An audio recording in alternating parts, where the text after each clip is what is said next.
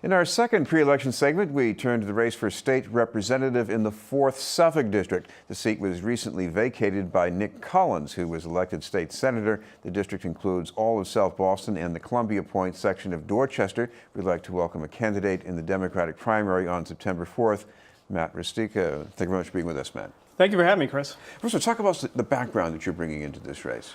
Sure. Well, I grew up in South Boston on M Street, which is where I live now with my wife and my son and our dog. I went to St. Bridget's School in City Point, and then I went out to Boston College High School. BC High was really important for me. There's a big emphasis there on being a man for others. And I've really taken that forward into my career in public service, and it's a major reason why I'm in this race. Well, one issue I'm sure a lot of people in South Boston are thinking about right now is safety on the streets and unfortunately even on the sidewalks because of that fatal accident a couple of weeks ago. What would you like to see done about that? I was heartbroken by what happened. Everyone was. I think that we've been waiting for many years for some pedestrian safety improvements to take place in South Boston, all over South Boston. I mean, some of the main thoroughfares that we have in the neighborhood, L Street, Farragut Road, All Colony Ave, even Broadway, I think they've come to encourage speeding. There's some bad behavior going on the roads. So I think there's some measures that have been pretty well laid out, speed bumps, raised intersections, daylighting around corners that could really help to bring things back down to earth and keep us safe. Well, you have a professional background in transportation. I guess one of the complaints around this accident is supposedly a symptom that too many people are using South Boston as a drive-through. Is that the problem? And if so, what would you do about it? It is the problem. I mean, we've known anecdotally for quite some time, but recently at a public meeting that we had about what happened a few weeks ago, the police confirmed that there was plenty of cars coming through, particularly L Street, that weren't local, that were coming in from other parts of Boston and from the South Shore as a way to get into the seaport. I really think that that's been a problem. We've all known that it's been a problem, and there are some clear measures that we can take to make sure that doesn't happen. Some more drastic than others, but as I said, I think just slowing down traffic on Day Boulevard, slowing down traffic on L Street is going to go a long way to make sure that we're discouraging that type of behavior. Now, of course, another problem that people in South Boston live with is that there's too much congestion, and if they have to get to work, even if they try to take a bus, the bus gets congested. What about clearing that bottleneck? That's a difficult problem. I mean, I think that we've seen a lot of development in town recently. I think in many ways too much development for the amount of investment we're making into our public transit system and into facilities for people to park their cars in town. I think that a big theme of my campaign has been that we're seeing a lot of economic activity, a lot of growth in the city of Boston, which is great. There's a lot of people I know that don't have that have jobs that might not have had jobs if that weren't the case.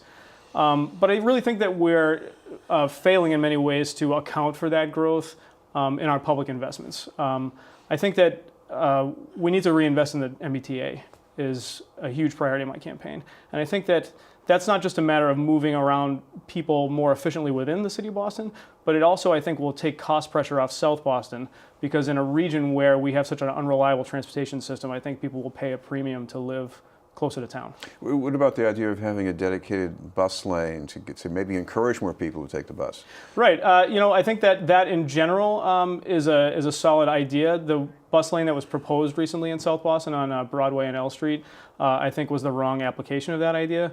I'm a bus rider. I've been riding the T for 20 years or longer, and I can tell you that there are well-known choke points on our buses that serve South Boston. The number 9, which goes to Copley, gets bogged down on East Berkeley Street and on Herald Street on the way back. A Street for the 11, the turnaround on Otis Street on Congress Street for the 7, which is the South Station bus.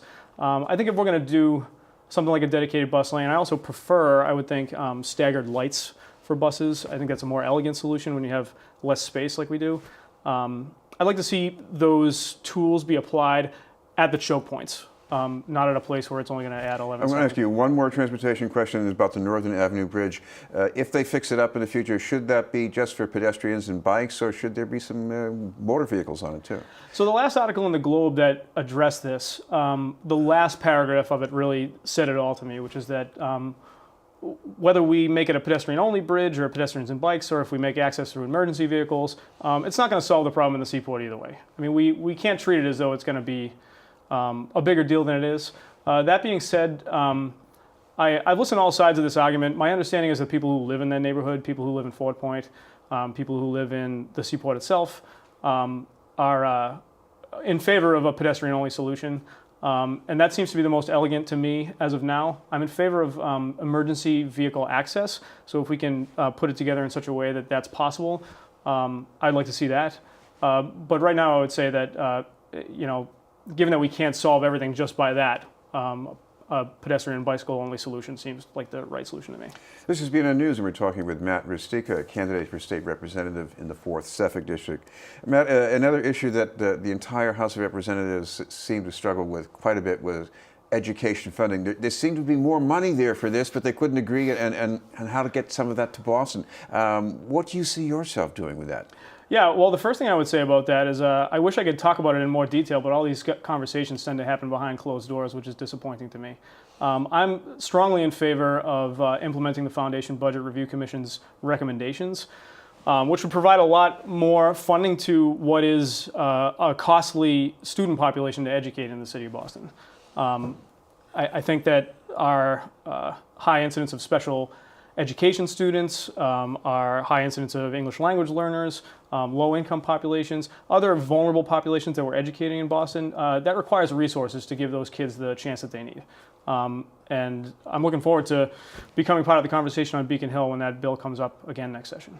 What about housing? I mean, I'm sure there's still some people left in South Boston who'd like to stay, and they're worried about being able to do that. Can you help them in some way? Yeah, I mean, this is certainly not an easy problem, but my campaign is about making room for working people in the city of Boston. Working people built the city of Boston, and I think it's a terrible shame that increasingly they're not able to live there. I think what we need is a regional solution to the housing crisis. I think Boston is a small city that is the anchor of a gigantic region of 5 million people or so. So really, our land use decisions, our decisions about how to compensate for our lack of supply in terms of housing takes place in 75, 76 atomized kind of localities. I think that makes it a state issue.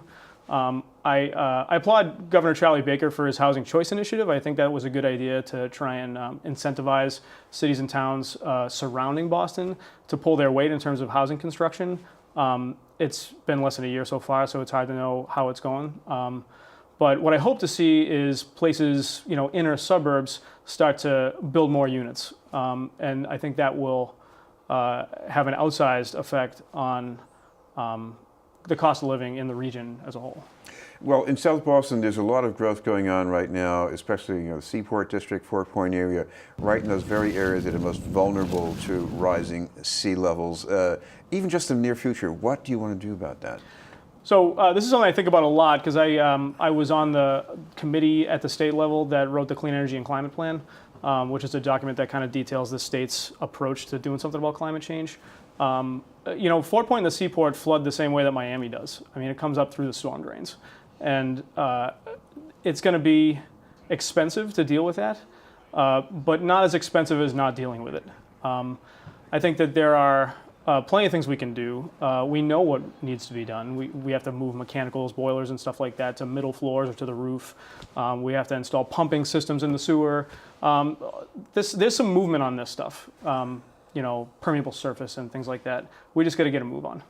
I do want to come back to one more transportation question because there was some sparring over this between you and the other candidate in the primary, and this is about a transportation bond bill. It specified the waterfront in South Boston, and I guess there seemed to be some agreement about whether this would be beneficial enough to the whole part of South Boston that you'd like to take care of. What do you take from this? Yeah, I'll give you some background. So in April of 2014, a transportation bond bill, which is the last transportation bond bill that passed, was signed into law by Governor Patrick, and included $25 million to implement a plan, which didn't get finalized until 9 months after that, to make transportation improvements in South Boston. And the legislation specifically called out the waterfront, and the name of the plan is the Waterfront Sustainable Transportation Plan.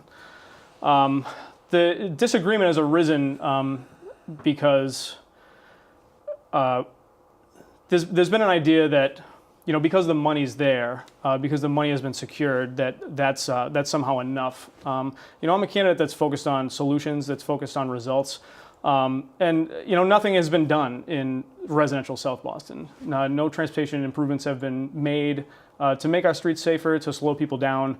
It simply hasn't happened. So, the discussion around that, I think it's a little bit disappointing to have a disagreement about something so fundamental, but I'd like to see that money get put to use, after 4.5 years. Yeah, but what have you learned from that debate about what it takes to turn that kind of committed money into real money? I mean, because it's not just like a casting a vote. You got to do more than that, right? Yeah, I think you're right, Chris. I mean, I think that it requires follow through. I mean, implementing, the devil's in the details. Implementing these projects takes commitment. I think that in my career I've implemented tens of millions of dollars worth of clean energy investments that have made a real quality of life impact on people and on people's pocketbooks. And I know how tough it is to actually make it happen. There's generally a lot of roadblocks. You got to really keep on it. And it's a shame that didn't happen, but I think that the community outcry will ensure that it'll happen in the future. Thank you very much for being with us. Thank you, Chris. Matt Rusteika, candidate for state representative in the 4th Suffolk District, that's in South Boston.